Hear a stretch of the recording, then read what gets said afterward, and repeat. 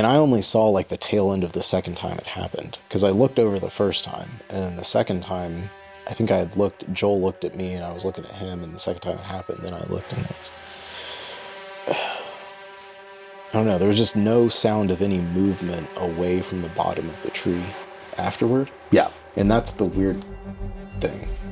So, like, was there a physical presence for a moment, and then it just pieced out?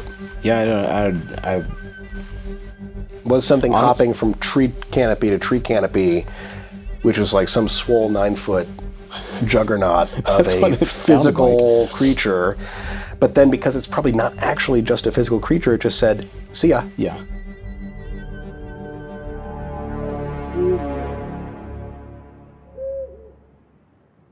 We live in little worlds, predictable worlds.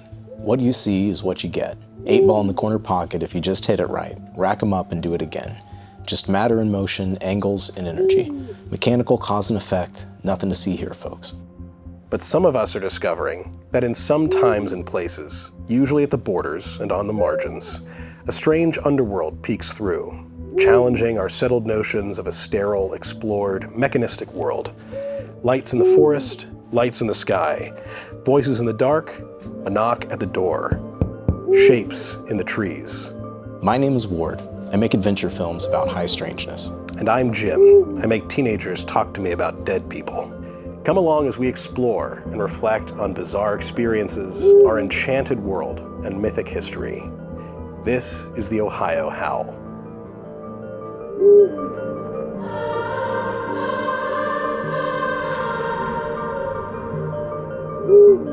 Jim's garage this time.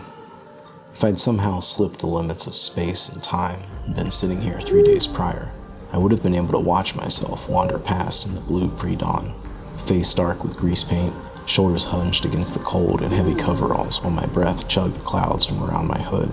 A night train carrying death to deer, it would turn out.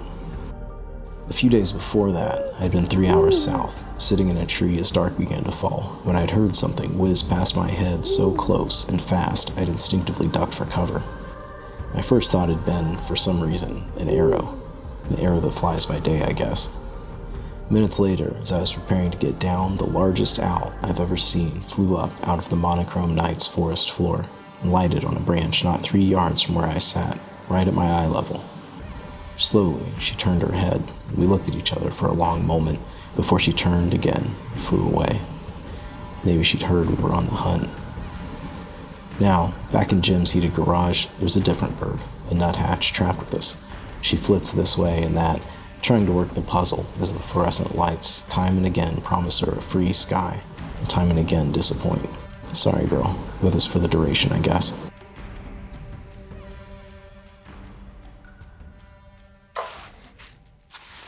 Wow, that nuthatch just headbutted. I was actually looking earlier for some clove cigarettes or dejarums. I thought that would be even more amenable, but the Circle K failed me in my quest. Something that I think is a big, interesting question about Expedition Dogman to talk about is what is the nature of this thing? Yeah. So what I was prepared for, I guess, I thought, so I had heard the story, and the story, the gentleman's anonymized as Kyle. It's not his real name. Right. And so he tells this story, he goes on Tony's show, and tells this experience about how he was coon hunting with his grandfather and had a really dramatic encounter in the woods with this werewolf dogman creature that ended up killing one of his coon dogs and like really badly injuring the other, and chasing Kyle through the woods. And it was a very dramatic experience, like almost like fairy tale like. And because you usually don't get, it's usually a glimpse of something crossing a road or you see something, move through the woods, but this was a fight or flight response moment. Yeah.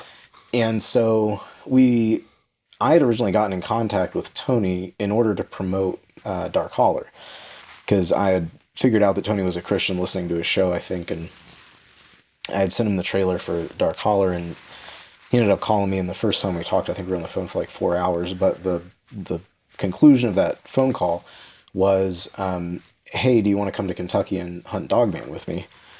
And at the time, I sort of had the idea that, you know, I wouldn't take any pay for going and shooting it and making it, but I would be able to go on the Confessionals Tony's show at some point and promote Dark Holler, and also have this adventure in the woods hunting Dogman.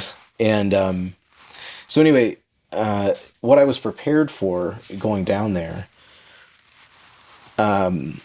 So in Dark Holler, one of the things that Kristen had said when she was talking about her tattoos was she had connected this Lilith entity that she had worshipped.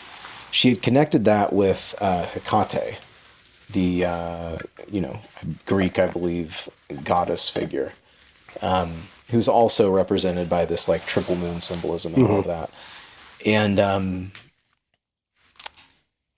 so one of the things that I found when preparing to go hunt Dogman was I looked up, tried to research if there was anyone participating in any kind of werewolf or wolf-related occult magic. And it turns out that there's this guy who's like taught at, I believe, Harvard, one of the Ivy League schools, who's a practicing occultist and has written a book on lycanthropy, on werewolf magic. And strangely enough, the ritual that he describes in the book has to do with Hecate. Like I don't know if it's I didn't read the whole thing, but it involves like, raw meat in the woods and invoking Hecate and a bunch of other stuff. And while he doesn't presume to say that he transmogrifies into a wolf, he thinks that he takes on wolf-like attributes in sort of his woo-ness, his spirit, his energy, whatever. And he does think that has made some sort of physical changes in him. So you've got a guy, and I think he's involved in like the like OTO and some like fairly high occult, Crowley-esque thing, as well as being into the werewolf magic. So what I thought as kind of a working theory when going down there was, if this is a genuine experience, it might be the case that a person could be engaged in some sort of ritual magic, and probably the easiest to believe result of that for me was to imagine something like the perception of that person as they've done this ritual. The perception of that person by someone outside might be that they're this werewolf creature. And so the experience that a person who is near them might have could be something like Kyle's experience. Whereas, if there had been a CCTV camera or something in the moment, it might have only seen, some guy. Just a dude in the woods. Yeah.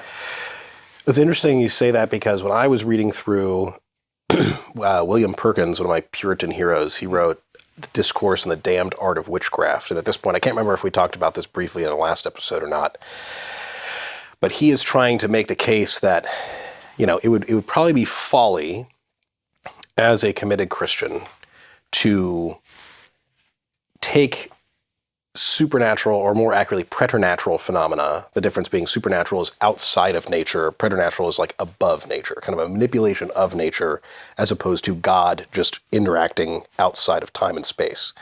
So I think that's a good distinction, preternatural versus supernatural. Okay. He uses the word preternatural consistently, and I think I would agree with that terminology, but he's saying it would probably be folly for a committed Christian, even with a very enchanted supernatural worldview of the world, of all things, to take necessarily the weird stuff totally at face value.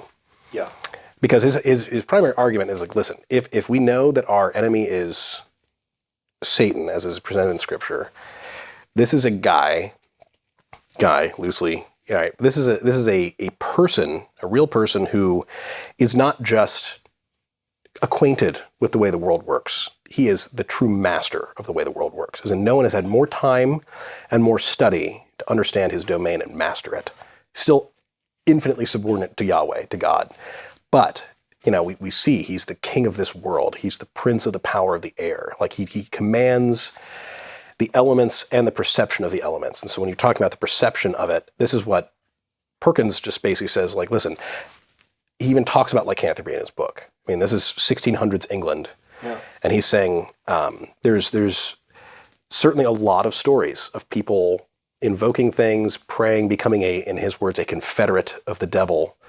And in so doing, convincing themselves that they are in fact changed into something other than a human.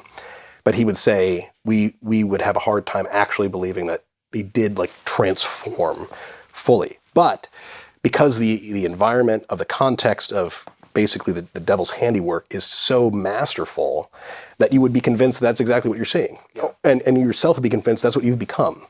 We talked about it a bit last time, Ward, but ultimately when we talk about spiritual warfare, the one prong is that anything that can prevent someone from embracing the gospel, that's the goal. And the primary means of that is deception. Deception in all things. Your senses betray you. You are fully convinced of a reality that is not true. And that is what deludes you and deceives you and leads you astray. And that's what, especially because we are finite and feeble people, we have a really bad experience and we're psychosomatic and we get an adrenaline rush and we have, a very strong emotional imprint on the moment. We're going to believe that experience. We're not going to, it's kind of one of those unshakable things. After the fact, because you can't explain it away, you just take it for what it presents itself to be, even though that is probably a lie on a preternatural scale. So when you talk about that, with your assumption, your kind of a hunch about this, that actually rings really true to what, authors 400 years ago, and probably much older than that, have actually been using to describe this sort of thing. It's real in the experience of it, even if it's not real in the concrete nature of what's going on. Yeah. And I think that language of what's experientially true for these people who witness these things, I think that's a much more compelling, it's a much more interesting question than, what is being manipulated in the material world. Is it literally bones growing and morphing? Or right. It just doesn't. Is it really Underworld with Kate Beckinsale? Yeah, right. Probably not. Yeah. And that question's not even all that terribly... one, probably not, but it's not that terribly interesting, I don't think. I think what's compelling about telling these stories in this space is that people genuinely experience it as if it's that way. Mm-hmm. And so, looking at exactly that, what's the deception that's being played? And what's an interesting crossover, and I didn't have this frame of reference at the time because we hadn't been out to Utah yet, but our next film, the next weird trip that I went on after Kentucky was to Utah, and the Skinwalker motif is really similar to that. It's the perception of a person that moves and is perceived to be an animal or whatever, whether that's and that perception can go really far as tracks and that kind of thing. And one of the things that we found down there in Kentucky was a strange, what looked sort of like if you had taken a really big dog, and sometimes if a dog slides on mud or whatever, they'll put their haunch down. So you've got the pad of the foot, the toes, and then the leg that extends behind that or up toward the knee of the dog. If that lands, sometimes you'll get a print that's elongated. Yeah. With it. So it was like that, but really big. It's right there in the documentary. The scale is really huge. You see a handprint go down in there to match all these indentations, and it's bigger than a man's hand is this footprint. And there are other prints in that you found as well in all other places, but that one really stands out as the big one, literally and figuratively. Yeah, and so I think that you're talking about, the preternatural deception could extend beyond simply the perception of a witness, like something that's only happening in their mind, to the point of, creating stuff like that, stuff that points toward the narrative. Yeah. I think too about so many of the New Testament accounts of demoniacs and whatnot, and they do have superhuman strength. Like there is an actual change. They're not turning into, like horned demon figures, but they are in fact truly exhibiting traits that should not belong to an average guy, and we've heard about that ever since. Like those are common motifs in demonic activity and things, where stuff does occur that should not happen. That doesn't mean that it's, flips the script on the paradigm. It's just simply, it is, again, using Perkins' language, a mastery of the natural things of the world and the elements to a way that does seem very genuine. And I agree. I think, the ongoing conversation too, as a related aside, with all the bodily presence of UAP phenomena. It's like, well, okay. I mean, we have plenty of instances, even in Scripture, where spiritual beings can assume a physical form and do normal things. They eat, sleep, and breathe, and have dinner with people. And that is a real thing that happened in time, in the same way that if there's a spiritual influence that could also, like that seems really not outside the realm of possibility, that influence is also exhibited there. Again, particularly if the root cause or the antecedent from that root cause is someone who has intimate mastery of the world around us, better than we know it ourselves, having lived it in the flesh. Yeah. Yeah, stacked on top of the person, the flesh and blood person that's participating, also being available to whatever entity it is. Yeah. Yeah, so that was kind of my working suspicion, I guess, going down there was something like that. So like a supercharged occult presence. Yeah. And I don't know. I mean, the other sort of odd symbolic dynamic is that area of Kentucky in the Daniel Boone. There's rumored deep underground military bases that connect to that Mammoth Cave system. And one of the common motifs across cultures for beings that guard sacred space, or beings that guard spaces where the spiritual meet the physical, those creatures tend to be chimeric, hybridized, half man, half whatever. And so my even further out there theory was maybe some of that kind of ritual stuff is going on in deep underground military bases, and maybe one of the phenomena that you get with that kind of thing is the appearance of and experience of threatening chimeric creatures. The man-bear pig. Yeah, the man-bear pig. Yeah, one thing I think about a lot is the bird squirrel. You constantly hear in stories like this, and I think it even came up in your documentary with Tony, was the kind of two-pronged understanding. Is this a spiritual thing, or is it like genetic modification and engineering? And I am less inclined, as someone who tries to deliberately put myself outside of a strictly materialist paradigm, to kind of screw up my face a little bit when I hear the whole like genetic modification thing, because it's like, okay, I mean, but again, on the flip side of that is, if we're talking about a spiritual darkness that is in a state of subordinate mastery to this world, then it's not like the devil doesn't know about DNA.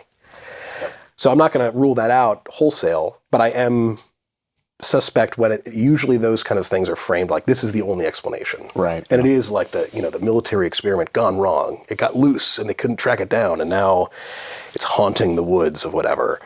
But on the flip side, you read a lot of those accounts too, and there is, as you brought up, history of regional spiritual ritual and stuff like that. So I think it seems like a cop-out to say it's both and, because it's an easy answer. But I do think there's validity to, like, it could be both. But I would imagine like the spiritual has to lead into the physical if we're going to talk about that. Part of me wonders if, the divide between spiritual and physical that we kind of erect, maybe it's just not, maybe those categories aren't as divorced as we think they are. I think that's probably, years of thinking about this, I think I'm more there than otherwise. We tend to, especially, like, we can't escape the fact that we're born and raised as materialist Westerners. So, like, we always cling to that category of, if it's empirical and if it's natural, we can explain it that way. But I think it's more the fault that we tend to, with your word, divorce that from just an overarching reality. Like, we're inventing a dichotomy that doesn't exist. Yeah. So one of the things that we know just from history, so the government did, was to guard nuclear missile bases with, like, trained animals. Mm-hmm. So there was a program, not even making this up, there's a program to utilize dolphins to tag, to, like, they would mount this thing on their noses with a dart, and a barbed dart, and they would tag enemy divers that would try to approach the nuclear missile silos with a tracking device that would inflate and drag the diver to the surface. Because, like, if you kill them, there's no intel benefit to that, but if you can capture one, right? So Right. And another one that I heard, there's a guy named James that I talked to in Washington, on another one of these trips, who talked about how, I can't remember the name of the base out there, but there was a base that was sort of like a NORAD type thing on the border between Washington and Oregon, I believe. And they had investigated the possibility of importing alligators to the river system in order to guard the base. Okay, so, like, on one hand, that's a real material explanation for all of that. But if you don't sort of erect that divide between spiritual and physical, and you look at it, if you were going to record that in symbol, say, you have this, like, world-breaking weapon that splits the atom and incinerates everybody. And that weapon is held in a sacred space where some people are allowed in and most aren't. And it's guarded by, these trained animal guardians. If you were going to, you know what I mean? Yeah. Like, with enough description, it does sound mythical just on its face. Right. Yeah. So it sounds like something out of the Epic of Gilgamesh. Yeah. So I don't know. It's hard to, I think this is a question that I've been pondering, actually, just with respect to scripture, and particularly in trying to answer, somebody challenged the spiritual beings reading of Genesis 6 the other day, and the challenge took the form of angels or spirits and don't have bodies. They're non-corporeal. And I was trying to think of where that category of corporeal or non-corporeal could be derived from Scripture. And I'm not sure that, we have, God is spirit, and those who worship him must worship in spirit and truth. But that just is using the word. That's not defining it. And certainly not defining it as something entirely divorced from material reality. We believe, we confess that God is eternally sustaining material reality, right? So yeah, it's a Hebrews 2, I think, is where it talks about Christ's supremacy there. Right, all things sustained by the word of his power. Yeah. So, like, yes, there is gravity. There's also gravity being supernaturally ordained to do what gravity does. It's not a distinction, really. Yeah. So, I don't know. I've been trying to think about that. And if, how much in thinking about these weird things, how much trying to divorce and say, well, this much of it is spiritual, this much of it is physical, how much of that is really justified just on a biblical worldview, without sort of the Enlightenment categories coming into play. I was reading recently Joel Beake's book, Fighting Satan, and it's just like I think it was 2015, pretty recent, like a very brass tacks look at just like, hey, if we're going to read Scripture, here's what it says. And Joel Beakey's I think he's the president of Puritan Reformed Seminary. So he's very reformed, definitely in our circle, but also like always defaulting to what's kind of the take from the Puritans, which of course, as I already said, I'm pretty keen to hear what they have to say. And he had a great point where he's just saying, like, listen, we think about, you can look historically at the kind of influence of the devil, whether you want to put that in scare quotes or not. But if you think about it, like, everyone is tempted by the flesh. We all suffer from the depravity of who we are. So, like, we're just gonna sin because that's what we're built to do in our corrupted state. But that is to not, like, it would be folly to then say everything is just that. We look at Ephesians 2, talks about that tripartite distinction of basically what is spiritual warfare. It's the flesh, the world, and the devil. And all three of those act in tandem. And Paul even goes on to say, he's like, but really it's the spirit of this disobedience that rules over it all. That's kind of the umbrella term. And that is, it's the devil's influence. And we're not charismatics. We don't want to over-demonize everything. But the idea is really truly heinous evil that we see, and he even calls out really truly heinous deception in history, is the work of an intelligence that is actively tempting and deceiving and betraying. He cites, like the angel that shows up in Arabia and basically says, hey, Muhammad, you're now going to found Islam. It's like, that's just satanic. He also would say, if you are looking at the nature of the rise of the Nazi Socialist Party, like, that is quite a order of magnitude above sinful corruption of the flesh. That is active, malicious evil. Like, that's the sort of thing that is whispered into the head of a megalomaniac person so that they can then go do horrible war crimes and crimes against humanity. And I appreciate his distinction there in saying it's not just neutral history, nor is it just you're depraved because you inherit Adam's sin. Like, yes, that's absolutely present. But when someone opens themselves, especially to embracing evil, that is taken for a wild ride by the powers that be. Yeah. And while Satan is bound and Christ is ultimately victorious, Frederick Lee, he talks in Satan Cast Out about, we've already seen the lightning bolt. We see the flash of the crucifixion and the ascension. We have yet to hear the thunder roll in, which is, the parousia of Christ when he comes back and consummates all of time. So Satan can't deceive the nations anymore. He can't go willy-nilly and just whip whole people groups into idolatry. But that doesn't mean he's not doing anything. So I think about this larger context of where there is real, actual, intelligent, ancient evil that is doing stuff, which I think too about, I can't remember where I heard it, this was years ago, but that same phrase, ancient intelligent evil, was used in reference to Bigfoot, and why people are like, why can't I find Bigfoot on my trail cam? Yeah. It's like, you're going to capture ancient supernatural evil on a trail cam? Like, you probably just don't even understand what you're saying at that point. But if that is the case of what this and related entities like Dogman, this phenomena, that's just not going to show up. Sometimes maybe, but it's not going to be purposeful. It's probably an accident. Yep. You talk about somebody with body cameras in the front and back, and like maybe they do catch a weird portal-looking thing open up in the woods and a gray alien step out of it, and then as soon as you turn around and look at it, it's gone. Yeah. That to me, that's like a gotcha moment from people who want to debunk this stuff as just to dismiss it out of hand. But we're not talking about merely flesh and blood, nor is Paul when he's saying, like, ultimately our struggle is not against that stuff. Yeah. There's a much bigger, weirder reality going on. He's talking, well-educated out of a Jewish context that took this stuff for granted. Yeah.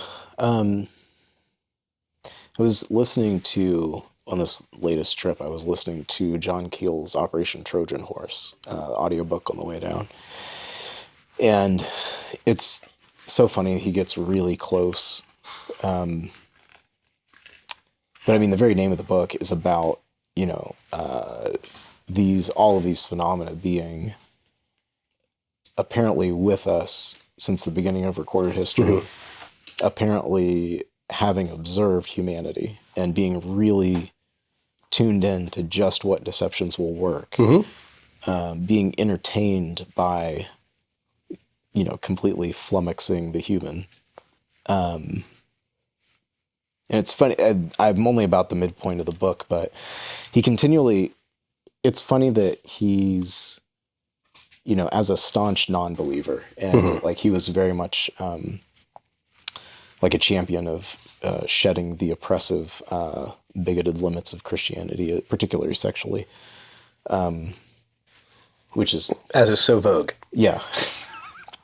There's a real courageous stand to take, even in that. So, but he associates, even the supernatural events in the Bible as sort of the same category of event as UAPs and that kind of stuff.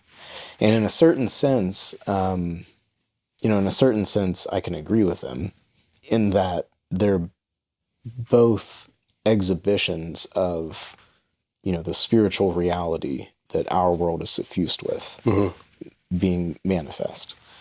And at about the halfway point, it's funny that he's making all of the angels are actually what we're seeing as aliens, and people are mistakenly describing UFOs as wheels within wheels and all that. But it never occurs to him to go the other way. And be right? Like, why is this a one-directional assumption? Right. And the thousands of years of like human experience might suggest that the things you're seeing in the sky are actually the things that we've been experiencing for all this time. But I wish I could remember the source of this. You talked about it was someone, I was shocked. It was Meredith Kline.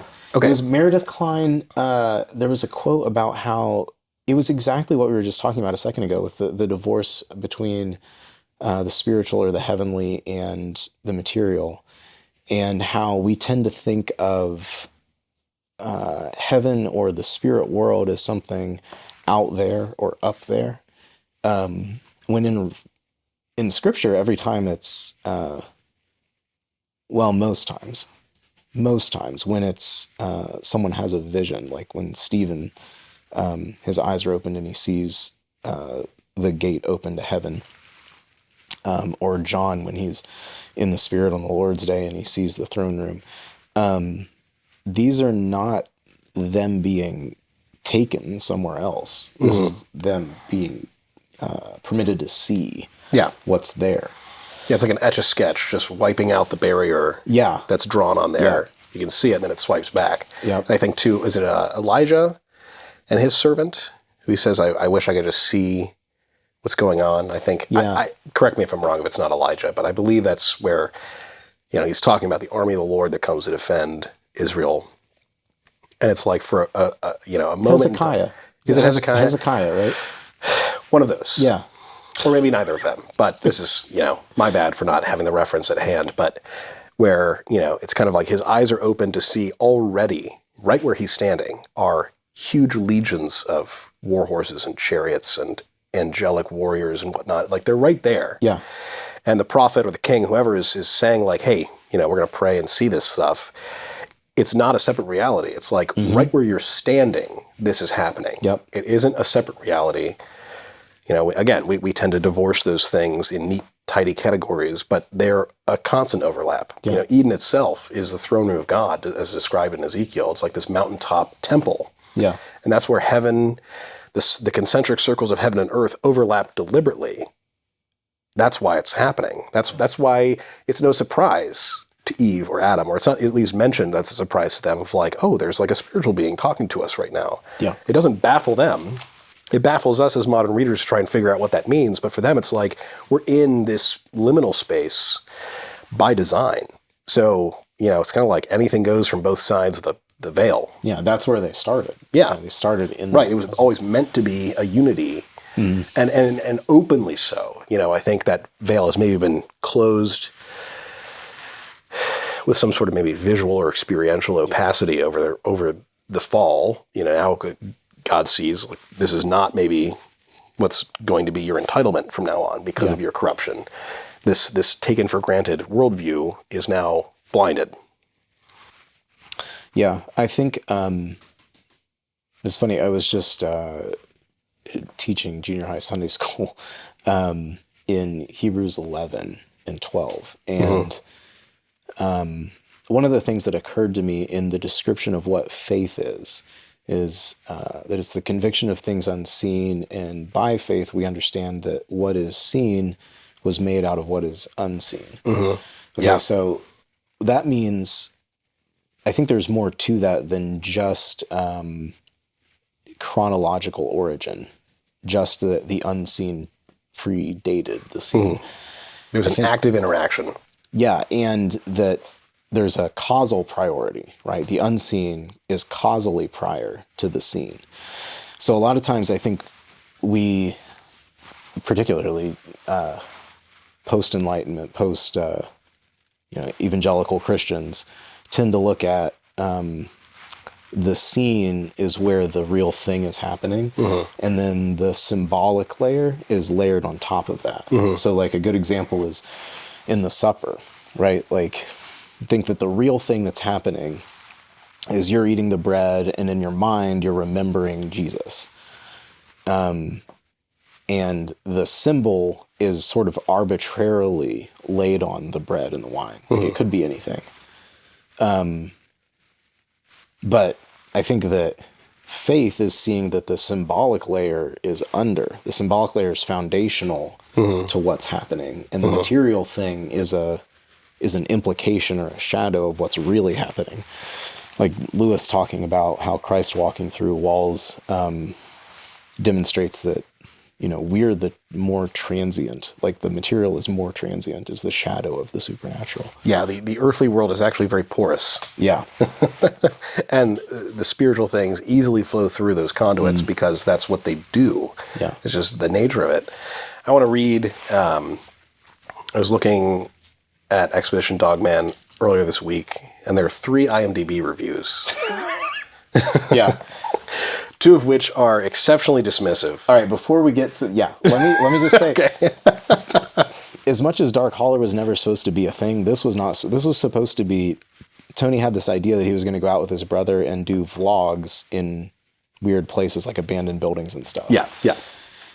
And he was like, well, we're going to go do this in this, location. This guy had this crazy Dogman experience, and I just met you, and you clearly can shoot video. Why don't you come along and we'll make one of these YouTube episodes? Yeah. And it'll just be a little nicer than the one. And like when we figured out that the quality of stuff that we could shoot, then we were like, okay, let's see if we can make something out of this. Yeah.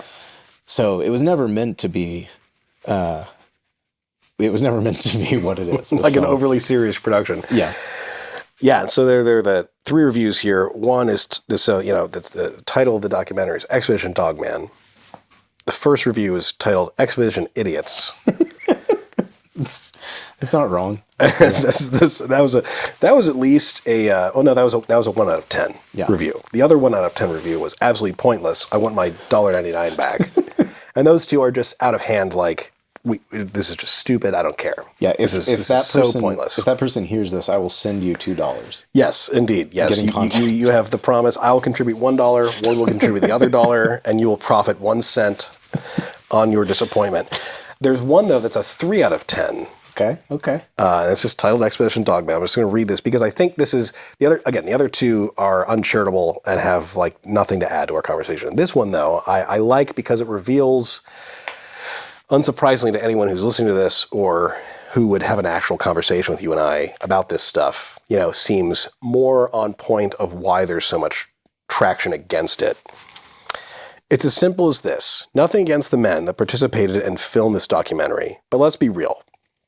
As the scientists say, every day over 6 billion photos around the world are uploaded onto screens from iPhones to laptops to cameras, etc. Don't you think by now the world would have a real picture of anything that is abnormal to the surroundings? High-definition shots are available anywhere. This guy, Kyle, saw the thing and didn't photo it. Please, all caps.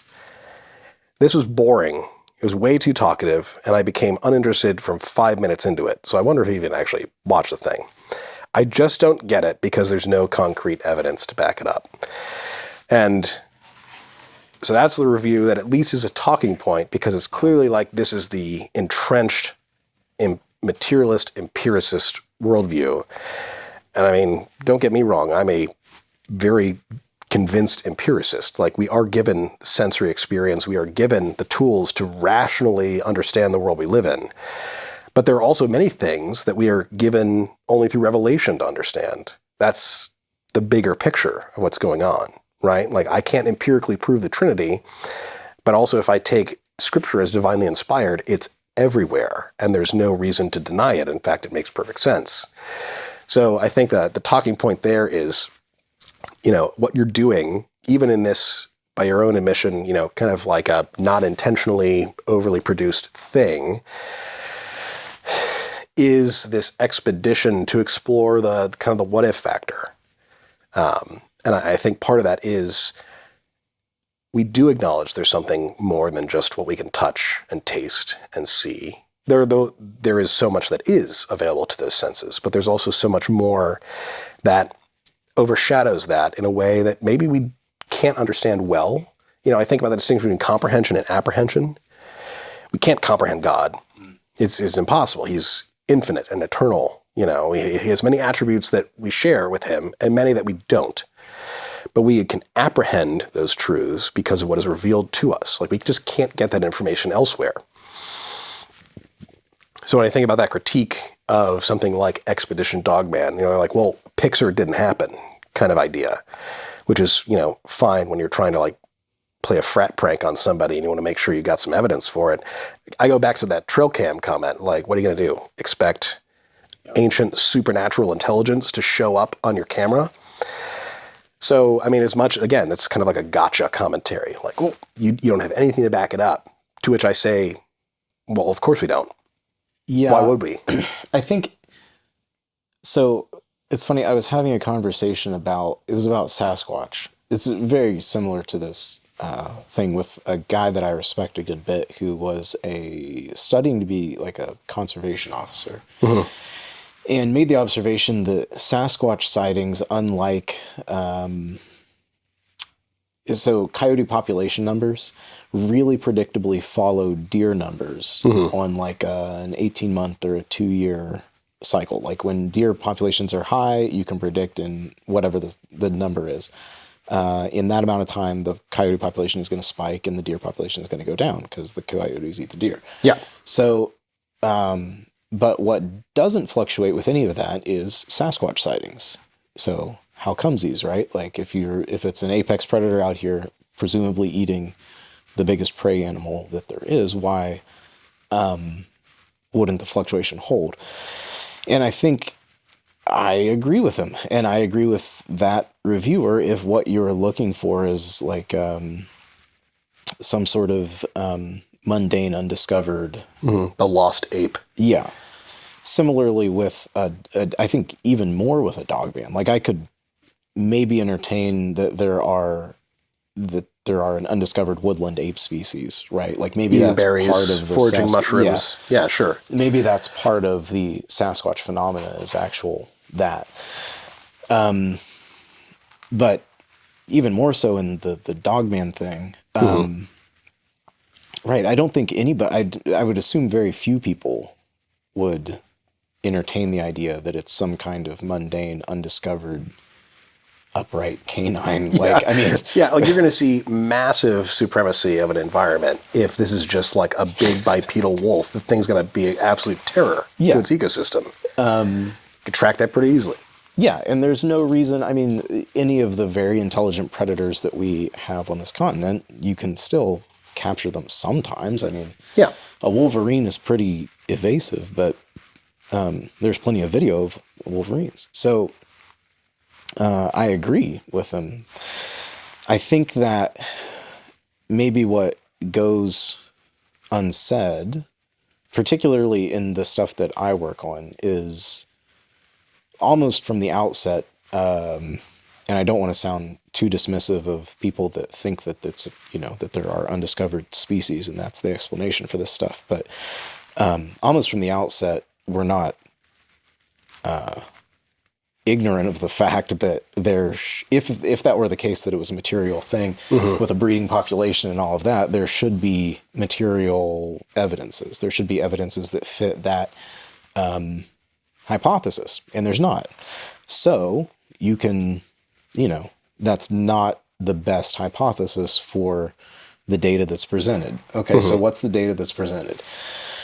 There are a whole bunch of people down through history that report having run into these things, whether it's Sasquatch or it's, a dog-headed person, a man-wolf, werewolf, dogman, whatever language. This is a motif that repeats itself throughout different cultures, and different people report having this experience. So, okay. So a hypothesis could be everyone's lying or crazy. And maybe that works if you really strongly presuppose materialism. Like if you really strongly presuppose that the only thing that exists is matter and motion,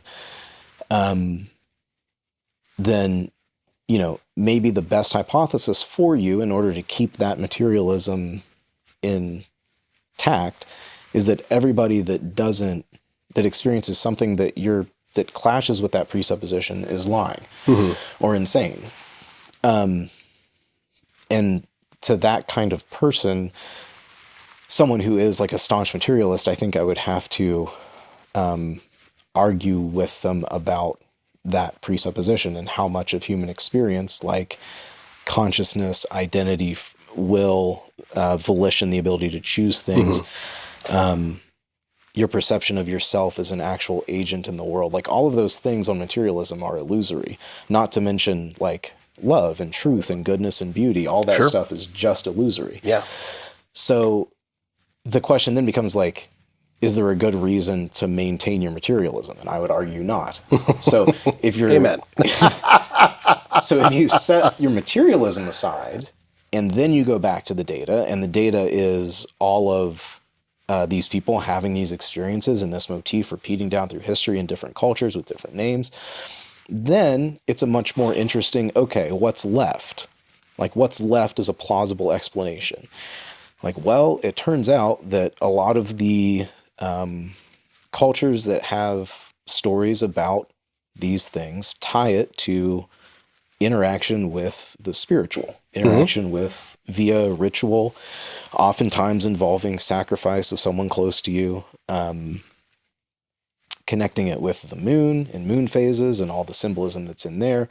And so you run that kind of analysis without, doggedly holding on to a materialism that doesn't make sense of your own human experience anyway. And now there's a much more interesting set of possibilities. And so I don't think someone that's going to be rigidly materialist is probably not going to get much of anything out of anything that I do, because I feel like I'm done having that particular philosophical debate. Like I was done with that in college. And I think what's interesting is, we've talked about this, I think most of the Western world is abandoning that materialism too. So. Yeah, we by the time these conversations even pop up, we're already past the threshold of the meaning crisis turning a new corner, a new leaf, a new page, whatever you call it. That, we had a good run. Congratulations, Marxism. You had about 50 years of totally disenchanting the world to a pointless nihilism, and everything is just power and oppression. But you see, like, the average guy at this point, sure, you have a lot of people who are kind of useful idiots in the vein of, we just don't care, we keep our heads down, we don't even think about these things. Okay, ignoring that. You got a lot of people, and I can think of even going back 5, 6, 7 years in my professional history, sitting in a conference room in a faceless corporate environment where, the icebreaker is, what's the most important thing to you? And I did say, I'm a Christian, I think Jesus Christ is king. That's what's most important to me. Everybody was extraordinarily uncomfortable. But then we have 17 people who are like, my dog is the most important thing to me. Or like, my preschooler made this finger painting and I'm going to frame it and like my whole existence is hinged on that. And then we come around the circle to the guy who's like, I venerate Odin and he is the father of ravens and the all-seer and the all-father. And I would die for him. And he wasn't just making fun of you. And he wasn't just making fun of him or me. He was 100% sincere. And it was honestly that experience that I'm like, okay, we need to take a few steps back here and think about what motivates a guy to say that. And it's because, frankly, like if your choices are believe in fantasy sky daddy who makes things happen for you, which is often, the Twitter take on Christianity, or nothing is meaning, there's no point to anything, no matter what you do, you're just inventing it for yourself, and then you die. It's like Vince McMahon from the WWE, life sucks, and then you die. That's actually the worldview that's been presented for a long time after World War II in the modern West. If you actually peel back the layers and keep asking why, there is no answer. And that sucks. Vince is right. Life sucks, and then you die. That's a terrible way to live your life. So I really can't fault somebody for saying, what did people in the rest of the world in time immemorial, in thousands of years ago, actually say, I'm going to stake my life on this? And to the Dogman point, I go all the way back to, I mentioned the Epic of Gilgamesh earlier. This is like, 2200, 2100 BC. This is a long time ago. This is 4,000 years ago. And you've got the hero Gilgamesh mocking Ishtar. And that's like the goddess of love, fertility. We see her even today. If you really squint and take a closer look at it, it's like the goddess of gender bending and gender fluidity and kind of the meaninglessness of the categories of the created order. Yeah, not unrelated to the Lilith motif. Not unrelated at all to Lilith, right. The hermaphroditic owl goddess, right. So Gilgamesh mocks Ishtar for turning Ishtar's lover into a wolf. And she says, you love the shepherd, the master herder, who continually presented you with baked bread and embers, and who daily slaughtered for you a kid. Yet you struck him and turned him into a wolf. So his own shepherds now chase him, and his own dogs snap at his shins.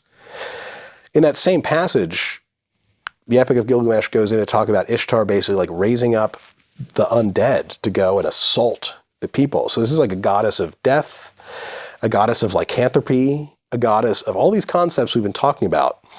And this, again, is more than 4,000 years ago. It's not like it's new material. So it's kind of like put that in your neo-pagan pipe and smoke it. Like it's not like you're, recovering lost ground. We know about this stuff. It's been there. And it's against the created order, ultimately. It is simply an affront to what is real. And if somebody is still doing it today in rural Kentucky, that's really not a surprise to me. It's now at this point in my, trying to figure out these things, really not a surprise. It's just more of the same. I mean, I think of I think it was in the 16 or 1700s in Gavaudan in France, there was like this wolf beast that was there that's terrorizing the countryside. The King of France sent in all these, dragoneers and excellent men of valor and military expertise. They go into the countryside to try and find this killer wolf beast. They eventually find like a trio of kind of like big wolves living in the rocks, and they kill them and they stuff them and they send them back to Paris, and they're like, job well done. It's kind of like the George Bush mission accomplished photo, as in to say the mission was not accomplished. It was just a political moment. All the killings of this thing still go on for like a generation. I mean, and it's like this beast, this wolf thing is not killing livestock. It does a little bit, but it's mostly like killing young women and like tearing the faces off of people and burning homes down. Like, is this a wolf or is this an intelligence?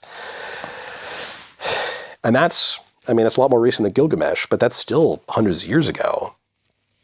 Then we pan the camera back over to like the Appalachian region where you were with Daniel Boone National Forest, and this greater context where we know anyone who spends 5 seconds reading about this part of the country is going to just see a lot of question marks pop up. Just a lot of unexplainable stuff. a lot of weird things. We can be formal and call it high strangeness, and that's like a nice category to put it into, which is helpful, but it's just the weird stuff. Yeah. It's real strange, and people don't have an explanation for it. But to your earlier point, what are we going to do? Talk to thousands of years of history of people saying, yeah, I really did see this, I really did experience this, and just write them all off categorically as just stupid, drunk, or lying. Yeah. It's a patently absurd conclusion. Yeah, and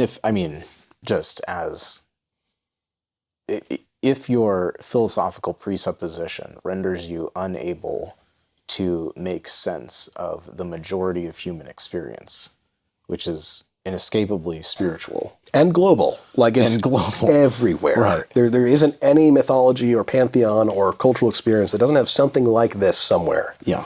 Period. Yeah. Another interesting thing with the Kentucky that I really just discovered on this last trip, which will have to wait for a later episode. But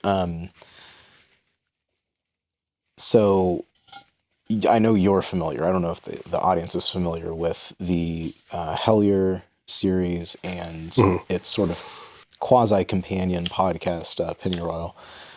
But there have been a number of rituals to Pan done in a pretty high-profile way in that area of Kentucky between like Somerset and Breaks Interstate Park over on the Virginia border. And it's interesting that one of the guy that wrote the book that I referenced earlier, his name I believe is Denny Sargent. And in Sargent's book, it references there's a particular ritual to Pan, which I think is actually named the same thing that the Hellier people named their ritual to Pan. And I don't know if it's the same thing. There might have been parts of it they didn't show. But it's called Night of Pan, or it's abbreviated NOX. And in it, at least according to Sargent, there's reference made to this, one of the Thelemic texts, which is called the Temple of Solomon. And in it, in this ritual to Pan, there's a call to go out into the wilderness where Pan lives, particularly associated, it says, with like where the werewolves are. And so that association of like Pan's area being where the werewolves are, I mean, it ties into, it's the same Azazel goat demon of the wilderness motif that survives down through. But it's an interesting mention anyway of this association of the werewolf phenomena with that particular entity, which, those occult inclined pagan folks are all about invoking and reawakening or attempting to. So yeah, I think about recently I was reading through a play by Euripides, who was like the last great Athenian playwright, and he died just after the end of the Peloponnesian War, like between Athens and Sparta. He's looking back on the history of this very high society. Athens said, we are the school of Hellas, which is like ancient Greece. Like we are the role model for all virtue. And then Athens spends most of the war just butchering people and inflicting genocide on anybody who disagrees with them. It's actually, a great counter-argument to why they were so great. But Euripides writes the Bacchae, which is this play deliberately pitching Apollo, who's like the god of law and order, against Bacchus, or Dionysus, who is the god of revelry, sex. He's like sex, drugs, and rock and roll in the ancient era, right? It's Pan by another name. It is. It's absolutely Pan by another name. That's what I'm getting to. And you see that Dionysus represents this, return to nature that is freeing, and it kind of lets the pressure off of the, quote, modern person who is always trying to uphold society and virtue and morality. And the argument is basically like, people aren't actually that way. They always need to go and worship Dionysus and venerate him. And meanwhile, his followers are these Maenads, who are these kind of insane women who are enthralled out of Thebes. And on the one hand, they're singing and dancing and making sweet music and like suckling newborn animals. I mean, it's weird anyway. But then on a dime, they turn and just rip people to shreds and absolutely devour them. And it's this unbelievably gory description by this guy from the 4th, 5th century BC talking about the giving oneself over to like primal feral nature. As in, the two extremes are pleasure and viciousness. There's not a median. It's just do what you will, which obviously we know has a lot of meaning, like with Crowley and whatnot. Do what thou willst. Do whatever you want, because you're your own god, and also your actual nature is a savage wild animal. And you are literally like, these are women who are stately people enthralled out of this high society city, and they're ripping men limb from limb and biting into their necks and tearing their guts out. And Euripides is basically saying, hey, this is what we got. Yeah, it's not funny. It's the so a garden, right, is chaos and order in balance. Yeah. Right. And like a tyrannical city, like the evil city is just order. It's order. The lawful large. evil. But a garden is those things in balance, and the Bacchic, panic, Azazel wilderness motif is to leave the garden and return out.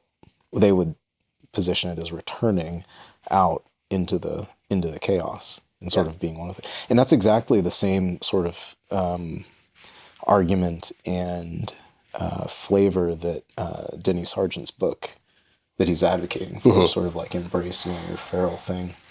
And then you have the Maenads, who are these, followers of Dionysus, who are, there's no Kool-Aid left to drink. The pitcher's empty. They are full in. But that's also a related word where we get mania, insanity. And likewise, you have lunacy comes from Luna, the moon. Well, what is the moon? If we're talking, folklore and mythology, the moon, when it's full, is when all the werewolves show up. Yeah. And this sort of insanity, this wild recapture of your most primal state as a person is when it's full bore. So like those words are related, those ideas are related, those mythologies are related. Those things go hand in hand, and it shows up everywhere that Pan, or by Pan another name, shows up. Yeah. It reminds me of this is wild-eyed, but Alex Jones's video that came out of Bohemian Grove, right, with the ritual that they call, is it the cremation of care? It's the same kind of idea. Like you cremate the cares of the world, your attachment to. Yeah. Abandon society. It's like reject modernity, embrace monkey, but in a much more spiritually dangerous way. Well, and what's funny about it is because I think, all the way we disagree all the way to origins, because we hold that we were made for the garden, that we didn't come out of the wilderness and into the garden as an artificial thing. We started in the garden and were deceived into embracing into leaving it. Yeah. And so it's a similar, like the call to return to what you were made for. Like that's the same call. It's just a completely different. It's a very flawed interpretation of what that telos, what that end goal, that purpose is. Right. At the end of the day, Alex Jones is right.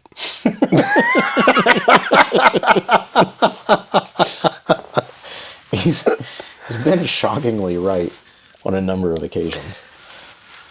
But yeah, I think the biggest takeaway that I had from Expedition Dogman is that, and none of the scathing detractors of your work acknowledge this, but what strikes me is that it's ultimately a very human story, because I think the most important part is this guy, Kyle, quote unquote Kyle.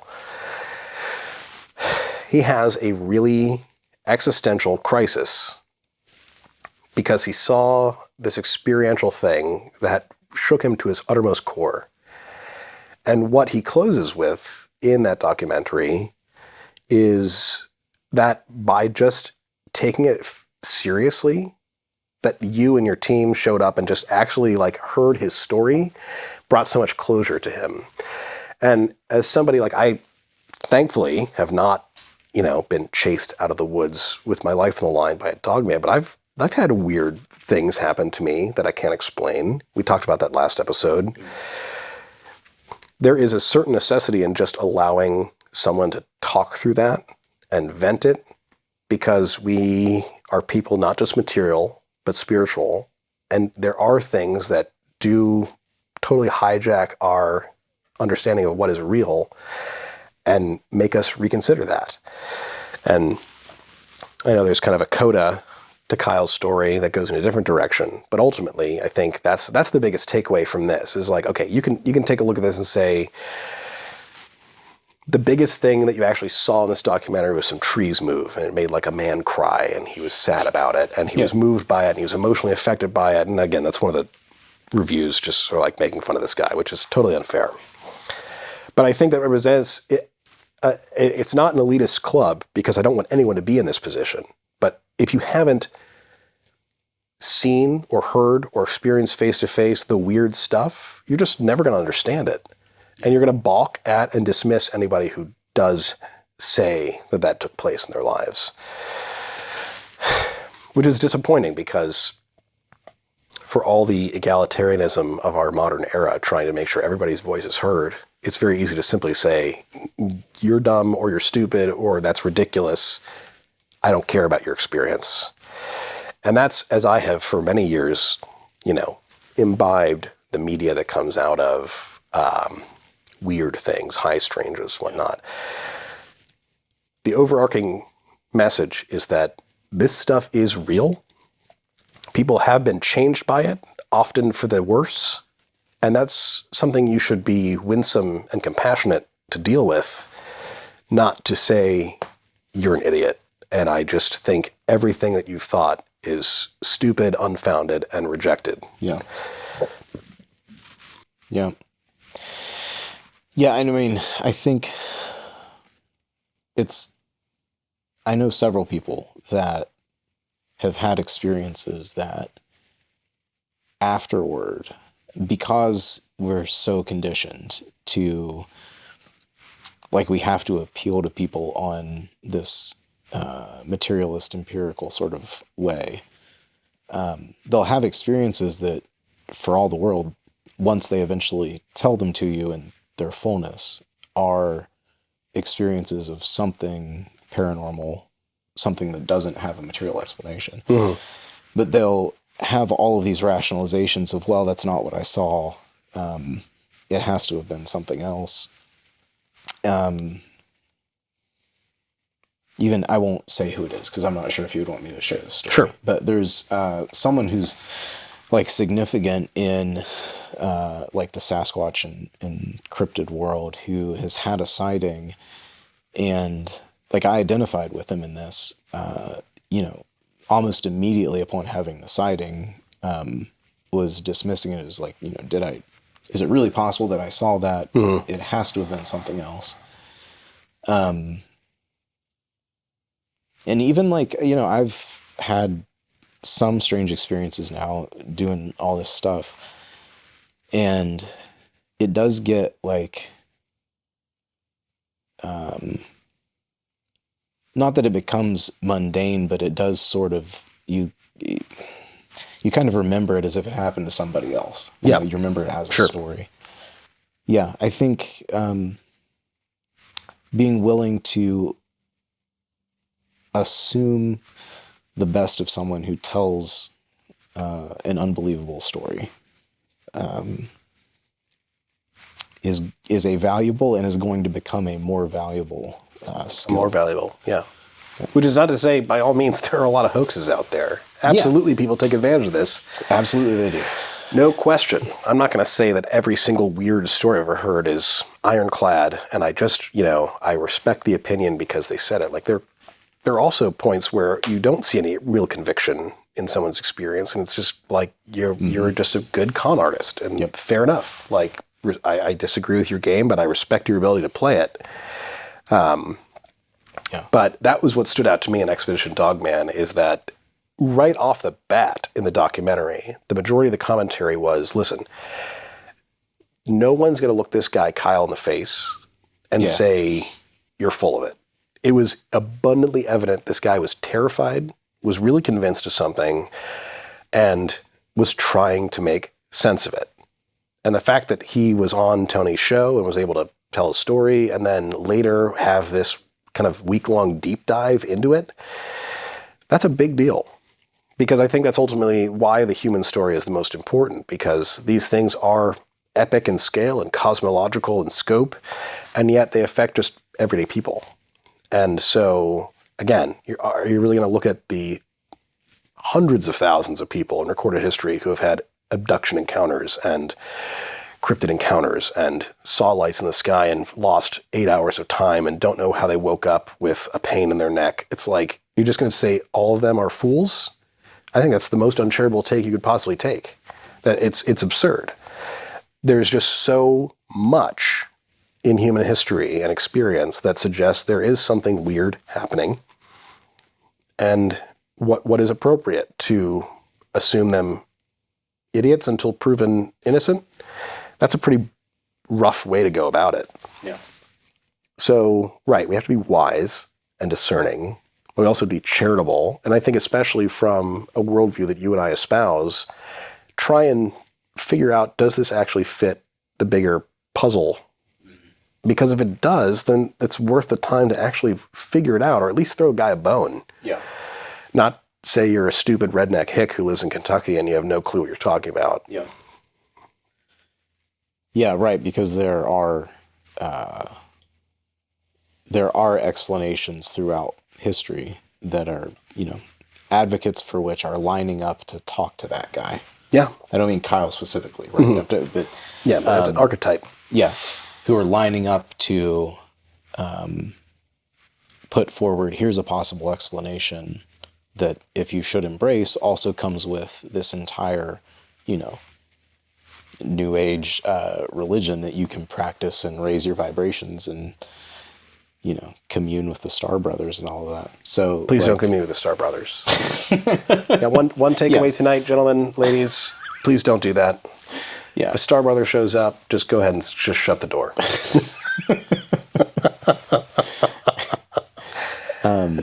But yeah, we've had this conversation before, but like that, there are plenty of people willing to proselytize off the back of someone who's had an experience that folks like you and I might be tempted to just dismiss. Mm-hmm. And so, I think that's what I'm doing. It's the point of what I'm doing. So, yeah, and why we bother to sit here and talk about it after the fact. And I'm grateful that you have the opportunity to go to these places and actually interact with the people who are dealing with high strangeness. I mean, it's not like high clarity. We don't know. Yes, it's right. Strange by definition. Yeah. It's stuff that defies our understandings of the world. We can apprehend it. We can grasp at it. We can try and reach for some conclusion. But ultimately, without the gospel of Jesus Christ penetrating that moment and revealing, as a light into darkness, we don't have a good answer at the end. Because we also don't want to hold people's hands into just other parts of darkness and say, well, best of luck next time. I hope you don't get assaulted by the guy who killed your coon dogs. Yeah. Who was ritually embodying a wolf. Yeah. Because that's a pretty awful send-off. We want to try and infuse some hope there and show, as we said much earlier tonight, that lightning strike has already struck. These powers, these dominions, these principalities, they're on a timer.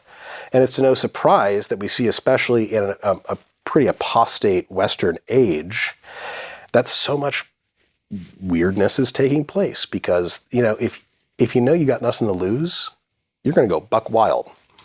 And I'm pretty sure that's exactly what spiritual darkness is enjoying rampantly right now. Right. Yeah, in an earlier age, as more of that kicked up. I mean, you saw with in the 60s and 70s, the popularity of the Warrens and that kind of Rosemary's Baby and all of that, that kind of push, there was still sort of a nominal institutionalized churchedness of people, where they had that category to answer this thing with. Whereas now, and going forward with much less of that, there are many more places for people to turn. Yeah. In response. So. And as with the Star Brothers, you shouldn't turn there. Yeah. It's bad news for you no matter how good it looks. I think of Chief Joseph Riverwind, who's the guy who wrote What the Old Ones Say. He was like I think, Puerto Rican lore keeper and chieftain. He became a Christian and was trying to basically just say, listen, our oral history as a people so uncannily lines up with the narrative of Genesis 1 through 11, even though we certainly are not Hebrews and we didn't live in Mesopotamia. Yeah. But it is a one-to-one aping of the playbook that this mythical history we've inherited, it clearly must be onto something, because then Riverwind takes, a passing glance at any other mythology of the world and says, oh, they're doing that too. They have the same stories. They have the same ideas. They have the same, there's creation, there's fall, there's rebellion, there's people from the stars coming down and, doing the wild thing with some ladies, and then it's a real bad time, and then there's a flood, and oh, look at that. Yeah. Only a few select remain, and then there's a tower, and then, history is as we understand it. So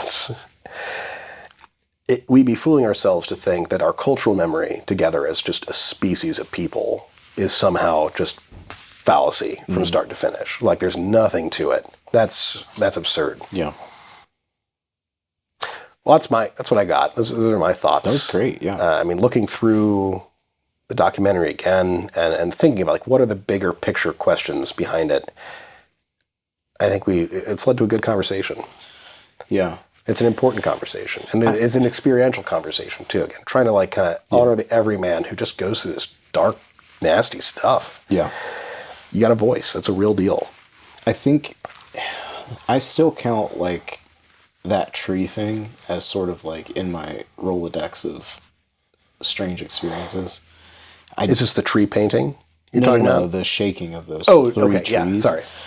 It's and I only saw the tail end of the second time it happened, because I looked over the first time, and then the second time I think Joel looked at me and I was looking at him, and the second time it happened, then I looked and it was. But the only, I don't know, there was just no sound of any movement away from the bottom of the tree afterward. Yeah. And that's the weird thing. So was there a physical presence for a moment, and then it just pieced out? Yeah, I was something hopping from tree canopy to tree canopy, which was some swole 9-foot juggernaut of a physical creature. But then because it's probably not actually just a physical creature, it just said, see ya. Yeah. And again, to somebody who would be well, that's just ridiculous, I can't accept that. Fair enough. But there is another explanation that actually puts it rather neatly together of this is an expectable behavior or something that is neither purely physical nor purely spiritual. Yeah. It could be something that is both. The Ohio Howl is a production of Dark Holler Studios and a labor of love. If you want to support the show, buy something cool from the merch store over at www.darkhollerstudios.com, and then tell your friends about the Howl when they inevitably ask about that drip. Until next time, his faithfulness is a shield and buckler. We shall not fear the terror of the night.